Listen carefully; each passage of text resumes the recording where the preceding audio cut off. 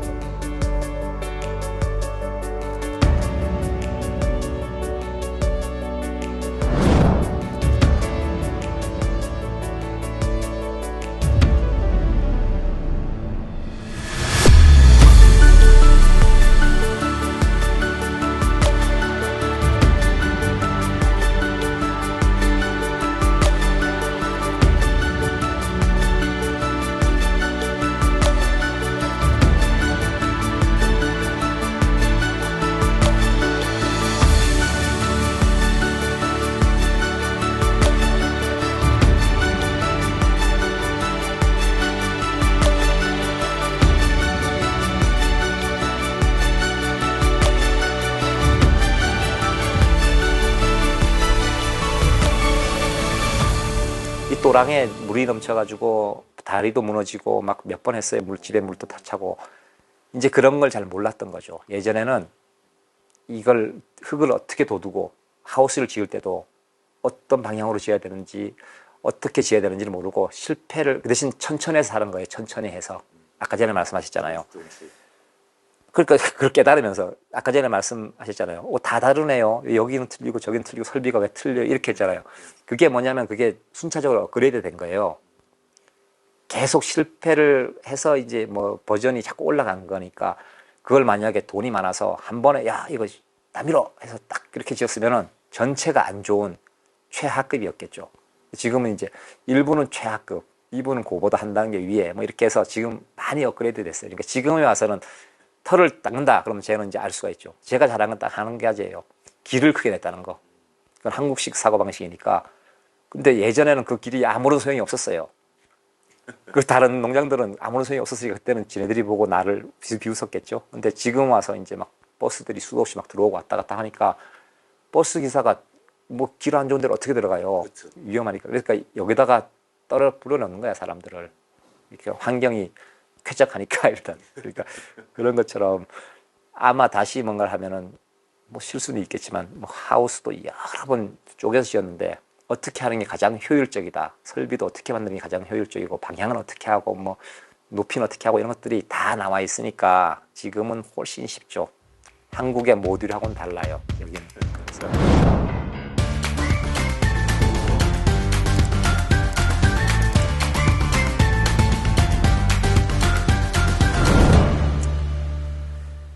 베트남은 한마디로 참 말하기 어려운데 저도 잘 모르겠어요. 여기 와서 2, 3년, 3, 4년 됐을 때 내가 가장 확신적으로 얘기할 수 있는 그런 거였는데 시간이 지나면 지날수록 왜 이런 거 있잖아요. 법률에 보면 원칙이 이거다. 그 다음에 예외. 또 더 들어가면 예외. 뭐 그 밑에 법이 뭐 그 대통령 이렇게 뭐 섞여 있잖아요. 이렇게. 그러니까 알면 알수록 진짜 정답을 찾기가 애매한 것처럼 내가 이렇게 야 베트남은 이런 나라라고 생각했던 게 있었는데 어느 순간 보면 그게 바뀌어 있어요. 이런 게 여러 번 반복되다 보니까 이제는 누가 물으면은 나서서 얘기를 잘 못하겠어요. 베트남이 어떤 나라라는 거. 그리고 나서도 뭐 어느 정도 노력을 해서 큰 욕심이 없다면은 뭐 살아갈 수 있으니까 어떻게 보면 지금에 와서는 고맙다고도 표현이 돼요. 베트남에 대해서 나름 감사하는 마음도 있어요.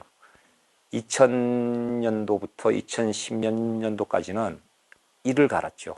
저도 이 나라 얘기만 나오면 상심지를 키고 반대하고 욕하고 그러면서도 여기에 남아 있으면서 별다른 선택권이 없어서 그런지 몰라도 지금에 와서는 뭔가 형편이 나아져서 그런 게 아니라 지나고 보면은 뭐 그렇게 아주 큰 일을 나한테 아주 그렇게 뭔가 해롭게만 온 건 아니에요. 잔잔한 트러블이 많았던 거지. 저는 그렇게 생각이 들어요. 근데 새로 오시는 분들은 다시 겪으라면 겪고 싶지 않아요. 그게 문화적인 차이든 그게 어떤 뭐 하여튼 그 기간을 겪어야 돼. 그러니까 우리나라 사람들 잘 성격에 잘 못 이겨내는 게 많아요. 수용할 수 없는 게. 특히 부딪히는 부분들이 베트남 사람들하고 문제가 많잖아요. 예. 그러시면 이 농장에도 직원이 한 3, 40명 되는 걸로 알고 있는데 예. 그 많은 직원들을 어떻게 관리하세요? 사실은 일전에도 내가 얘기를 어딘가서 했었는데 핵심 키는 영의정 좌의정에 있어요. 내가 왕이라고 친다면은 그러니까 좌우에 누가 있느냐가 사실 핵심 키예요. 그 자기가 처음 구축할 때 시스템을 구축할 때 물론 그 사람들하고도 하루아침에 되진 않아요.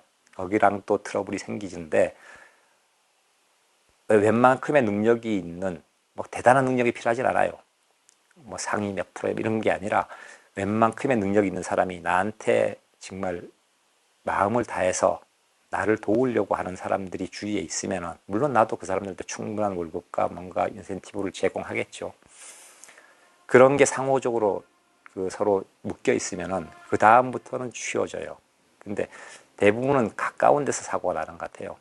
예를 들어서 뭐 애인을 데리고 사업을 했는데 애인의 친척이 오고 뭐 이렇게 해서 뭐 이런 식으로 하다가 나 잘못되면은 골치 아파 여기가 무너지니까 메인이 무너지니까 다 변두리에 가서 자꾸 뭐 질문하고 아 이거 어떻게 된 거냐고 나 이 큰일 난 거 아니냐 해결할 수 있는 방법 없냐 이렇게 묻는 건 순서가 바뀐 것 같고 그러니까 좀 약간 정상적인 그 관계에서 이 사람들이 그냥 불쌍해서 도와주는 거 아니고 믿음이 있고 이 사람을 따를 만한 어떤 요인이 있어야 돼요.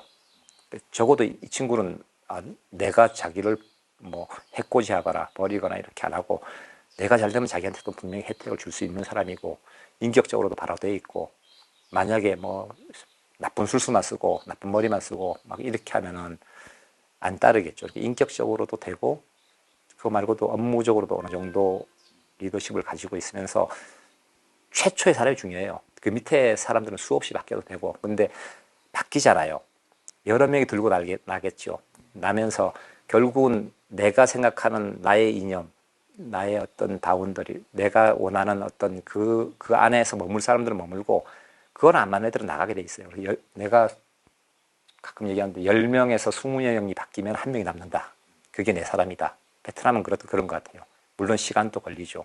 1년이든 2년에 여러 명이 바뀌면서 그 중에서 나와 맞는 사람이 남으면은 그런 게 쌓여서 이제 어느 정도 70%선 그 정도 넘어가면은 그 다음부터는 완전히 옹벽이 돼요.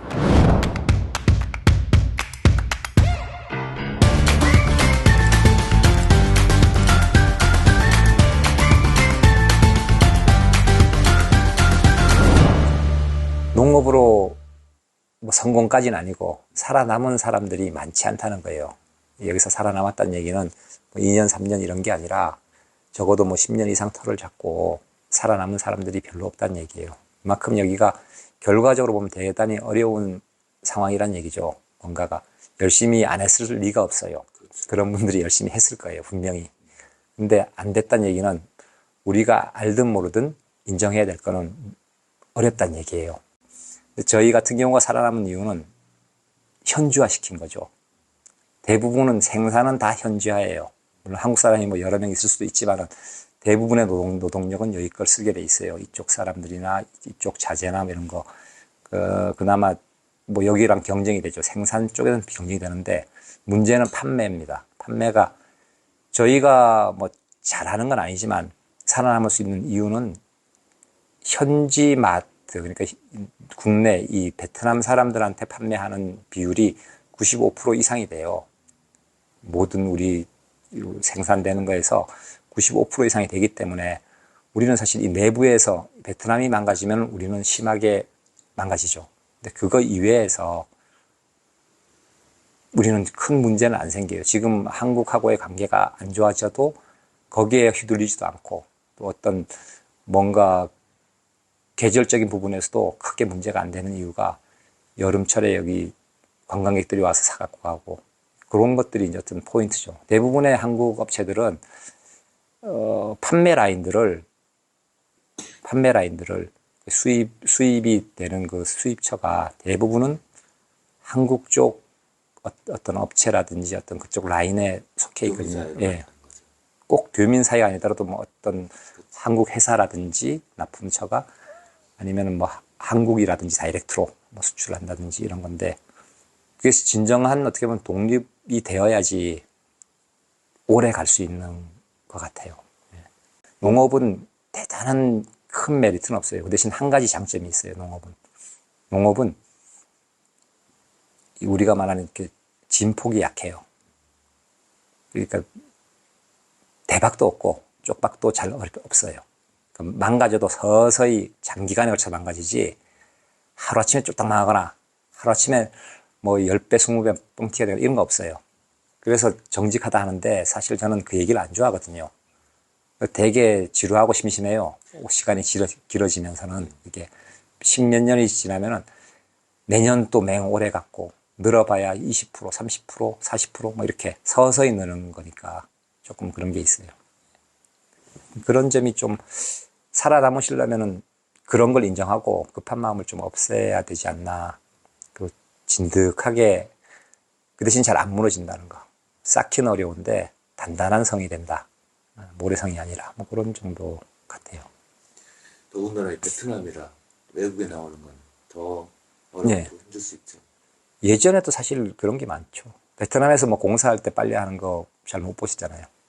그러니까 한국은 돈이 있으면은 뭐 짜장면 집이 잘 된다. 더 큰 짜장면 집이 옆에 생겨요. 금방 한 3개월, 6개월 만에 팍 생기고 마트가 잘 돼.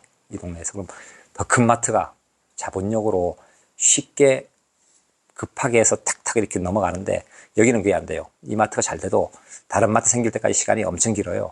그러니까 내가 지을 때도 오래 걸리지만 따라오는 사람도 오래 걸리니까 그래서 저도 경쟁자가 생겨도 별로 걱정을 안 하는 게 별로 그렇게 빨리 될 일이 없다. 이게 제가 가지고 있는 믿음이죠.